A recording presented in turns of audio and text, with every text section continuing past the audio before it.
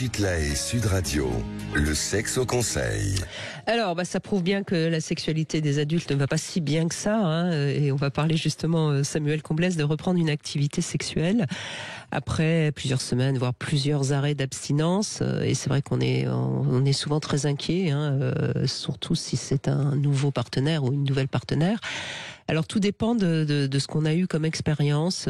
Plus on a eu des partenaires différents, plus on va pouvoir assez facilement s'adapter.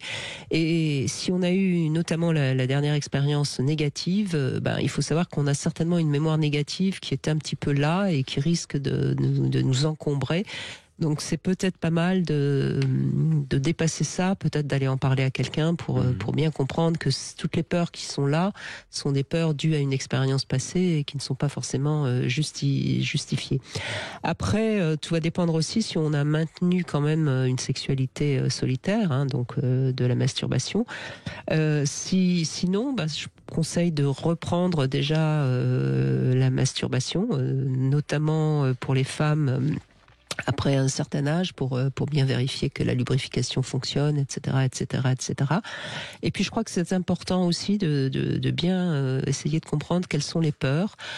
C'est normal d'avoir peur quand on rencontre quelqu'un, une nouvelle personne, d'autant plus si on est resté un petit peu sur la touche pendant quelque temps.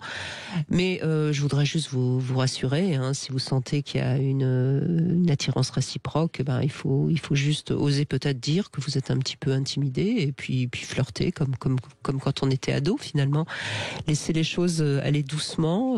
Et puis je voudrais juste rappeler qu'on n'a pas besoin de connaître toutes les positions du Kama Sutra pour faire l'amour. Il faut faire confiance plutôt à son corps, à ce qu'on ressent, et l'idéal, c'est de prendre le temps de se redécouvrir. Et puis c'est pas forcément nécessaire d'aller jusqu'à la pénétration la première fois. Et puis de se parler, je pense que c'est important parce que c'est souvent un sujet qui est tabou et de pouvoir mettre des mots aussi sur cette peur et sur la raison qui fait que parfois il y a blocage ou abstinence. Je pense que ça permet de donner du sens et ça permet tout simplement de repartir.